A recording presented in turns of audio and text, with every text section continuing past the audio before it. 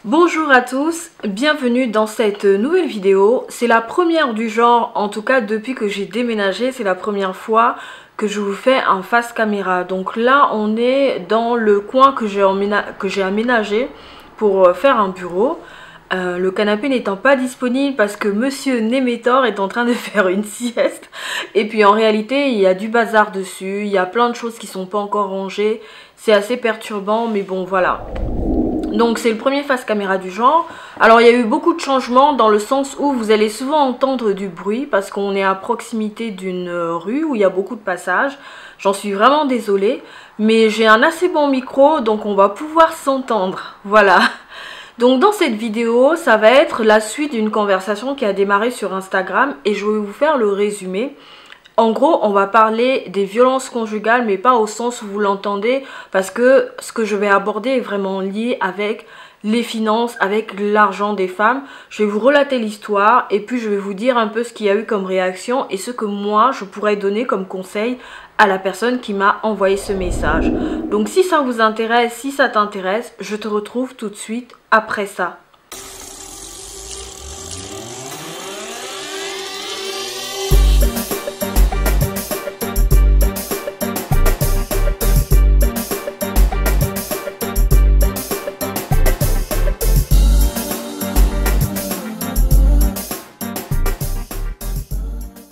Hello, re-bienvenue dans cette vidéo. Je suis Grace No, je suis une chrétienne ordinaire, mais extraordinaire par la grâce de Dieu. En tout cas, j'aime me définir ainsi, comme une personne ordinaire tout simplement, comme une laïque qui vit dans le monde, mais qui aime le Seigneur. Voilà, donc je partage mon univers, je partage différentes thématiques dans une perspective de développement intégral. Ce qui fait que mes sujets tournent essentiellement autour de la femme. Donc on va avoir tout ce qui est relations, amour, rencontres. On va avoir aussi des questions en lien avec le célibat, la foi. On va avoir aussi maintenant, depuis un certain temps, tout ce qui est en lien avec le budget, notre argent. Et c'est de ça dont on va justement parler dans cette vidéo. Donc bienvenue, si tu viens d'arriver sur la chaîne, il y a des personnes qui sont arrivées récemment, donc merci de nous rejoindre. Ne faites comme chez vous, installez-vous et puis bienvenue, profitez. J'espère que le contenu vous plaît. N'hésitez pas par ailleurs à me retrouver sur TikTok, sur Instagram et sur Facebook où je suis aussi active. En tout cas, je pense beaucoup plus que sur YouTube parce que YouTube c'est un format long, donc ça demande quand même de poser le moment, de prendre le temps de le faire et puis il y a le montage ensuite avant de publier. Voilà, donc je vais essayer de respirer aussi un peu pour pas trop m'emballer parce que c'est un sujet qui me touche quand même et ça m'a vraiment interpellée parce que ce n'est pas la première fois que j'entends ce type de témoignage. Vous en avez certainement déjà lu aussi sur la toile, mais voilà. Donc pour la petite histoire, je vous raconte donc ce qui s'est passé sur Instagram parce que je me suis dit que j'allais faire soit un live sur Instagram ou TikTok soit sur Facebook aussi, ou alors j'allais faire une vidéo YouTube. Mais je préfère quand même faire une vidéo YouTube, comme ça, à l'avenir, si je reçois encore ce type de témoignage, je vais déjà envoyer les personnes à la vidéo pour qu'elles puissent voir globalement ce que j'en pense. Et puis, éventuellement, s'il y a des nouveautés, s'il y a des choses qui changent, ou si j'ai envie d'en reparler, tout simplement, et je vais le faire. Donc je ne vais pas donner trop de détails parce que du coup c'est aussi une façon de protéger la vie de la personne. Et donc voilà. Ce qui se passe c'est que depuis un certain temps je parle beaucoup du budget, je parle de l'argent. Et j'ai reçu un témoignage qui m'a particulièrement interpellée. Parce qu'en fait j'ai fait une publication en story sur Instagram où j'expliquais que nous on était en plein dans la janviose, c'est-à-dire notre couple, notre ménage, on était en plein dans la janviose. Et si vous ne comprenez pas ce que c'est que la janviose, je vous renvoie aux précédentes vidéos, mais pour être très rapide, en gros, ça veut dire que pendant le mois de janvier, on épuise les budgets affectés à certains postes de dépenses avant que le mois ne s'achève. Et donc on est fauché et ça veut dire qu'on est en plein dans la janviose, donc c'est une maladie dont on est atteint généralement en janvier et qui fait qu'on trouve le mois de janvier interminable. Ce qui est un peu normal parce qu'il y a eu les fêtes, donc voilà, on a fait des dépenses, on s'est réjoui et donc parfois on n'anticipe pas. Donc moi je parlais surtout de la janviose en ce qui nous concerne par rapport au budget alimentation, parce que bah comme je vous le disais dans la précédente vidéo, dans la vidéo de quinzaine budgétaire pour le mois de janvier 2023, j'expliquais que bah on avait quasiment épuisé le budget alimentation au moment où j'ai fait la quinzaine budgétaire et qu'on était en plein dans la janviose. Ensuite, j'ai bifurqué un peu, comme ça arrive souvent, en disant que je ne comprends pas pourquoi dans certains couples, les couples en fait n'échangent pas pour ce qui est de l'argent. Que chacun ait des investissements, que chacun a un patrimoine, je ne sais pas, familial, ok, il n'y a pas de souci. Mais pour tout ce qui est de la vie en commun, pour tout ce qui est de la vie de couple, de la vie de famille, de ce qu'on essaye de bâtir, je ne comprends pas en fait qu'on n'arrive pas à se parler et à se dire véritablement les choses. Et donc j'ai surenchéri en disant que personnellement, j'aurais eu du mal à me marier avec quelqu'un avec qui je ne suis pas en mesure d'échanger. Parce que je suis quelqu'un qui est beaucoup dans la réflexion. J'aime échanger. J'ai besoin d'échanger, de rigoler, voilà. Ce qui est notamment le cas depuis un moment parce que comme je partage sur le budget et comme je suis aussi quelqu'un qui va chercher, donc je lis beaucoup d'ouvrages justement sur l'intelligence financière et tout, des fois j'ai juste envie d'extérioriser et d'en parler avec des gens. Et j'en parle notamment avec mon mari parce que bah, c'est quelqu'un qui est quand même relativement calé sur ce domaine-là. Donc on échange, voilà, si j'ai des questions. Enfin, pour moi, c'est quasiment normal. Après, ça ne veut pas dire qu'on a toujours été comme ça. Évidemment, quand on se fréquentait, il vivait chez lui, je vivais chez moi. Mais à partir du moment, comme je le disais dans la story, les choses commencent à s'entremêler, on se fiance, on commence à faire des voyages ensemble, à faire des choses ensemble. La question de l'argent va nécessairement se poser. Et puis pendant qu'on se fréquente, on peut déjà mesurer un peu la tendance. C'est quoi le rapport à l'argent? C'est quoi le rapport qu'on a avec l'argent? C'est quoi le rapport que notre partenaire ou notre futur partenaire a avec l'argent? Tout ça, ça se fait dans les échanges. Donc quand j'entends les gens dire que je vois quelqu'un, je fréquente quelqu'un, parfois je me demande en fait sur quoi est basée ces fréquentations. Qu'est-ce qu'on se dit? Qu'est-ce qu'on fait? Est-ce qu'on apprend réellement à se connaître et à poser les bonnes questions? Parce que la question financière doit effectivement se poser quand on se fréquente et même après quand on se fiance. Moi je sais quand on se fréquentait, c'est une question qui avait déjà été abordée. Et puis bah, quand on s'est fiancé, ça a encore été abordé. Et d'autant plus que nous on a choisi en fait d'ouvrir un compte commun avant le mariage. Parce que ça nous permettait de gérer plus facilement certaines dépenses relatives au mariage. Donc bah, à l'initiative de mon mari, hein, c'était lui ce jour-là, on s'est assis, on va discuter. Voilà, de nos salaires, de l'argent, comment est-ce qu'on fait, enfin...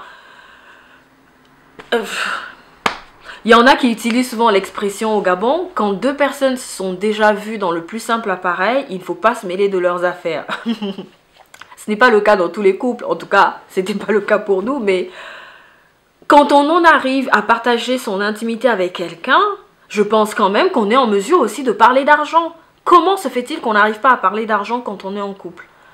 Un couple exclusif, un couple où on a vraiment envie de construire quelque chose. Donc ça, c'était vraiment le grand questionnement sur la story Instagram, mais bon, en mode extension du questionnement.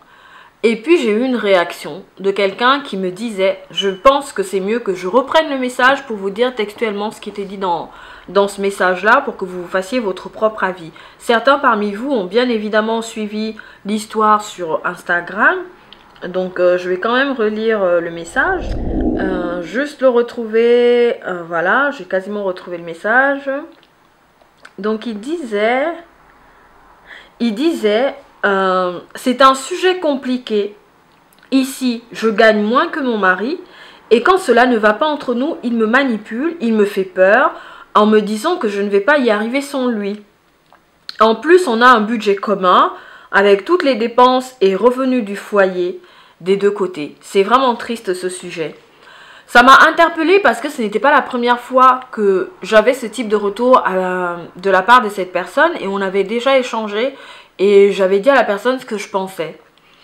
Et donc elle réagit encore à cette story et je me rends compte que c'est quelque chose qui n'a pas encore été réglé et que c'est encore là. Et donc moi je lui dis en fait qu'il faut vraiment essayer d'en parler avec son partenaire parce que ce n'est pas possible de vivre comme ça. Je sens que c'est une femme qui est oppressée Pas seulement par rapport à la question des finances, mais dans le contexte dans lequel elle vit. Pour moi, je dis bien pour moi, c'est de la violence domestique. Pourquoi c'est de la violence domestique? Parce qu'il y a du chantage, d'accord? Il y a du chantage. Et en plus de ça, il y a une pression sur les finances. Donc comme la femme gagne moins que l'homme, l'homme a tendance à jouer là-dessus en disant « tu feras rien sans moi ». Tu pourras rien faire. Donc déjà c'est psychologique, c'est émotionnel, mais en plus de ça c'est économique. Donc c'est à la fois de la violence psychologique et de la violence économique qui est exercée sur cette personne-là. Souvent quand on est dans cette position, on ne veut pas comprendre. Ce n'est pas la première fois que je suis confrontée à quelqu'un qui fait face à ce type de violence, en tout cas des violences domestiques. Et je sais qu'il y a souvent une résistance. Peut-être qu'un jour je vous ferai un témoignage parce que pour le coup, j'ai eu l'autorisation de la personne de vous parler de ça, donc de l'expérience que j'ai eue dans le cadre des violences conjugales. Donc si un jour l'occasion s'y prête, j'y avais déjà pensé il y a quelques mois, je vous en parlerai. Mais moi ce que j'ai remarqué, c'est qu'on est souvent dans le déni quand on vit ce genre de situation. Et en même temps, on ne sait pas à qui se confier. Et là, la personne se confie à moi. Et donc clairement, je dis ce que je pense. Que tu es dans une situation de violence domestique et qu'il faut vraiment faire quelque chose. Dans ce cas-là, essayez de voir un spécialiste, essayez de vous faire aider, mais tu ne peux pas continuer à vivre comme ça. Donc elle m'explique que elle voit une thérapeute, en tout cas une professionnelle de la santé psychique, enfin voilà, et que son mari avait commencé à voir quelqu'un, mais qu'il a complètement arrêté. Et pour ça, il n'y a même pas de raison. Il n'y a rien du tout et la violence va crescendo. Donc la personne, elle est là, elle ne bouge pas. Et quand on lui dit ce qu'il en est, elle a tendance à dédramatiser en disant non, ça ira. Oh là là, c'est pas trop grave, c'est nanani, c'est nanana. Et pour moi, c'est normal. C'est normal, mais j'espère vraiment qu'elle va regarder cette vidéo et qu'elle va se dire il faut que je fasse quelque chose parce que ce n'est pas normal ce que je suis en train de vivre. Je ne sais pas pourquoi, j'ai l'impression que dans certains couples, les hommes n'ont tellement rien à faire valoir que quand ils gagnent plus que la femme, ils font du chantage à la femme et ils donnent l'impression à la femme qu'elle ne pourra rien faire sans eux à leur côté. Donc c'est quelque chose que je ne comprends pas. Et maintenant, je vais vous lire quelques réactions qui ont été envoyées en fait pour réagir à ce message-là. Vous me direz ce que vous en pensez dans les commentaires ou si vous aussi vous voulez donner des conseils à la personne, n'hésitez vraiment pas à commenter cette vidéo, à laisser un message et vraiment à lui souhaiter du courage. Donc, comme réaction, j'ai eu c'est vraiment triste, c'est horrible ce genre d'emprise. Ce qui est vrai, c'est une emprise parce que ils sont ensemble parce qu'ils s'aiment au départ. Mais l'amour le cadre est tellement malsain qu'on ne sait même plus s'il y a de l'amour ou pas. C'est ça qui est dangereux, c'est que quand on aime quelqu'un, on a tendance à être prêt à subir le mal que va nous faire la personne et on n'arrive pas à se défaire de ça. Donc c'est vraiment une emprise. Et donc autre réaction, c'était j'appelle cela du chantage et c'est très petit venant du mari de cette personne. Quand bien même elle ne gagnerait pas beaucoup, elle fait des économies de son côté et elle montre à son mari que ce n'est pas l'argent qui fait l'amour d'un couple. C'est triste de voir encore ce genre de situation. Oui, c'est triste de voir encore ce genre de situation. L'amour ne fait pas tout. Franchement, l'argent ne fait pas tout. Et quand on exerce ce genre de violence sur une personne, c'est qu'on n'a rien d'autre à faire valoir. Et qu'en fait, en réalité, on a peur que la personne parte. Donc on essaie de la retenir à travers cette violence économique qui est exercée, mais cette violence aussi psychologique parce qu'il s'agit de ça. Et quand on a des enfants en plus, une mère malheureuse ou un père malheureux, peu importe le parent, les enfants aussi vont ressentir cette douleur, cette souffrance. Et je suis désolée, mais ça va donner quelque chose de très malsain. Ça va donner un contexte très malsain pour l'enfant qui grandit dans un environnement pareil. Donc franchement, j'espère que la personne va regarder cette vidéo. Je ne te dirai pas de quitter ton mari parce que tu l'aimes et je ne suis pas non plus une adepte des divorces parce que vous le savez déjà, moi je crois vraiment au mariage, je crois que c'est une vocation et on ne se marie pas pour divorcer. C'est pour ça que c'est aussi important de se préparer. Cependant, nous sommes des humains et ce sont des choses qui peuvent arriver. En revanche, ce n'est pas moi, je ne dirai jamais à quelqu'un divorce. Il faut en fait que ça vienne du fond de tes entrailles et que tu aies la profonde conviction que c'est ce à quoi tu es appelé et que la situation dans laquelle tu es n'est plus tenable. Moi, j'ai dit à mon mari un jour, et même récemment en lisant cette histoire, je lui ai dit, si tu me maltraites, je pars. Et je pense que c'est valable dans les deux sens. Si je le maltraite, il a le droit de partir. Je lui ai dit, si tu me maltraites, je pars. Parce qu'on ne s'est pas marié pour ça. On n'a pas signé pour ça. Et si je gagne moins que toi, ce n'est pas une raison pour exercer de la violence psychologique sur moi ou de la violence économique. Il me semble quand même que quand on va à la mairie et qu'on se marie, les époux se jurent assistance, se jurent solidarité. C'est une communauté solidaire qu'on fonde. On est une équipe. On n'est pas toi à part et moi à part. On est vraiment une équipe quand on est un couple. Et quand il y a en plus des enfants, je suis désolée, mais c'est quand même important de repenser à deux fois avant d'avoir un tel comportement. Après, vous me direz, oui, parfois, on ne sait pas qu'on est violent, nanani, nanana. Je ne suis pas psychologue et je ne vais pas entrer dans ce débat, mais moi, je dis simplement que quand on choisit de se marier, on ne signe pas pour ça. Il peut arriver des épreuves dans la vie, hein, de tout un chacun, j'en sais rien.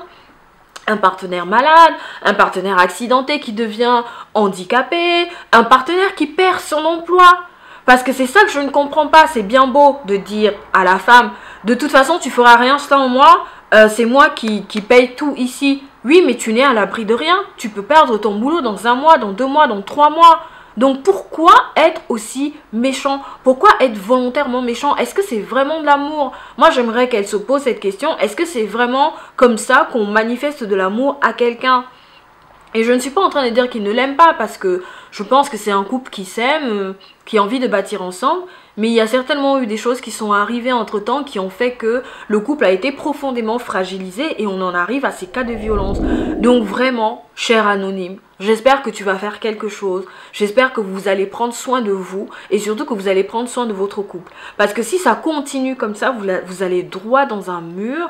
Et en plus, si vous avez un enfant à élever et que cet enfant grandit dans un tel contexte, c'est très dangereux. Je continue sur les réactions. Juste pour que vous ayez une idée globale de ce que les gens ont dit, ou en tout cas pour que l'anonyme ait une idée globale de ce que les gens ont dit. Donc il y a quelqu'un qui a dit « Belle mentalité. Moi, face à une telle réaction, je me tire. Vaut mieux être seul que mal accompagné. » Et là, il n'y a pas de doute. Ça aussi, c'est un peu de l'extrémisme. Mais je comprends tout à fait. On ne peut pas juste tout balayer comme ça d'un revers de la main. Il y a beaucoup de choses à peser.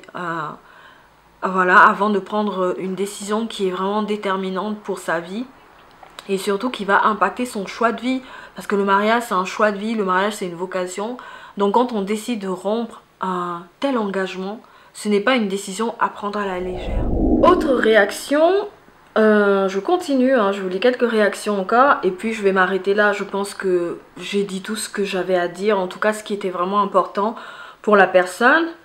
Et donc il y a quelqu'un qui lui dit « Ma petite dame, vous êtes une guerrière. C'est dans les moments difficiles que se révèle le phénix qui dort en nous. Nous, en tant que femmes. Laissez-le parler, faites de votre mieux avec brio et intelligence. Vous verrez, vous serez fiers de vous.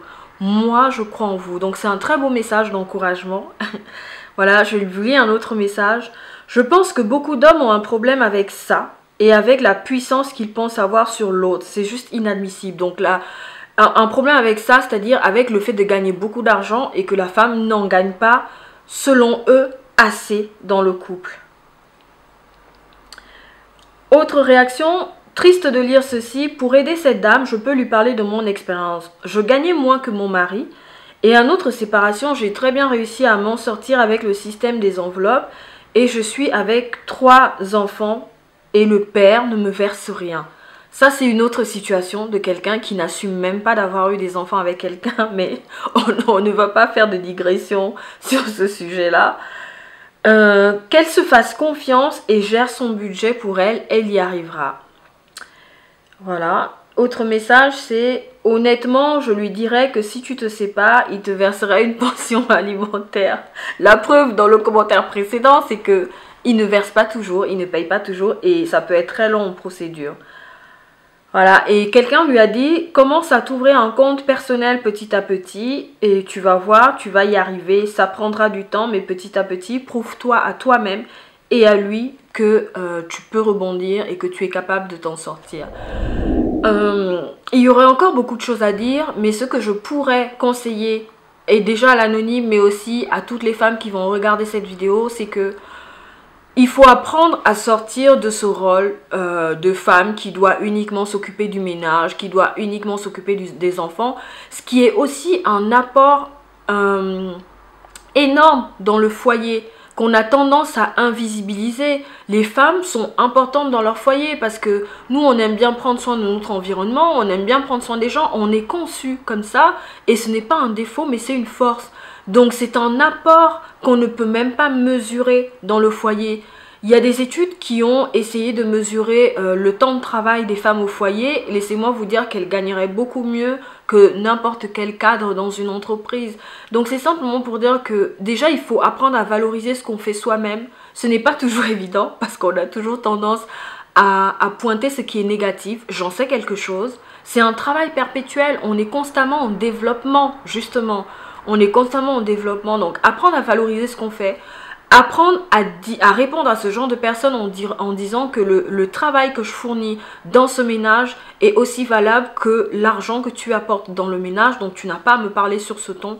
Vraiment se faire respecter. Et ça c'est depuis le début de la relation. Et ce n'est pas seulement quand on est marié et qu'on vit sous le même toit. Il faut apprendre à se faire respecter. Et aussi ce que je dirais aux femmes, c'est qu'il faut vous intéresser à l'argent. Pas forcément devenir une grande investisseuse et tout, j'en suis pas là moi-même, donc je ne vais pas vous dire de conneries, mais simplement apprendre à gérer votre argent, apprendre à avoir conscience de l'argent et du rôle qu'il joue dans nos vies, et même j'ai envie de dire du statut social qu'il confère aux personnes qui en possèdent. Donc vraiment s'intéresser à tout ça, se discipliner par rapport à l'argent, ce n'est pas facile mais c'est important, parce que même dans un couple comme on le voit dans cette situation là, notre partenaire peut nous manquer de respect simplement parce que selon lui, on ne rapporte pas assez d'argent à la maison. Et cette façon-là de pointer uniquement ce qu'on est capable d'apporter à la maison comme argent, invisibilise tout le reste, tout ce qu'on va apporter dans le ménage, aller faire des courses, faire du ménage pour certains. Je ne dis pas qu'il n'y a pas d'hommes qui n'en font pas.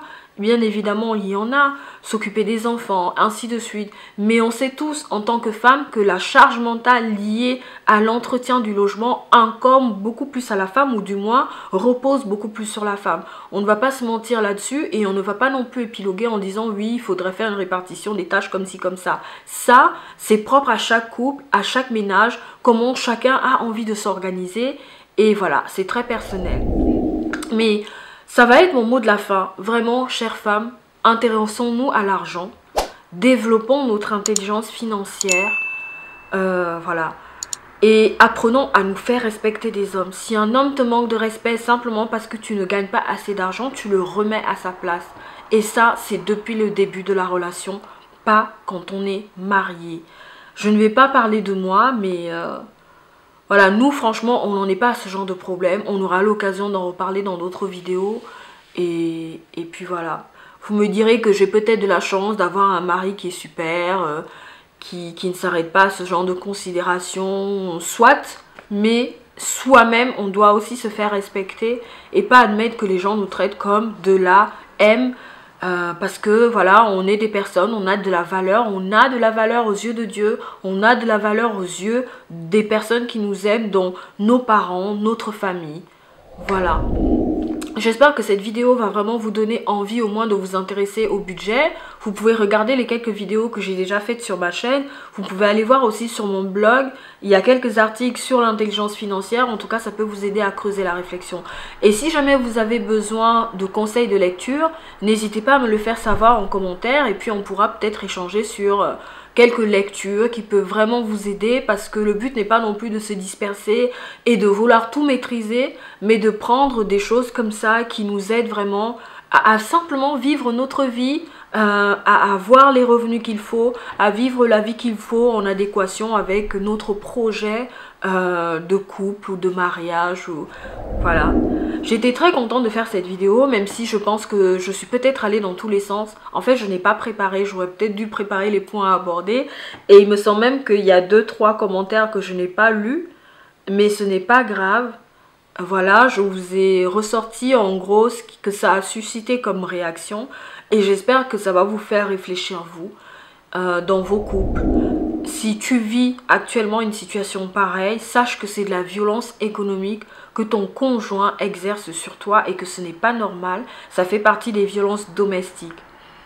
Sache aussi que s'il est violent verbalement, s'il est méchant, c'est de la violence psychologique qu'il exerce envers toi et ça fait partie des violences domestiques.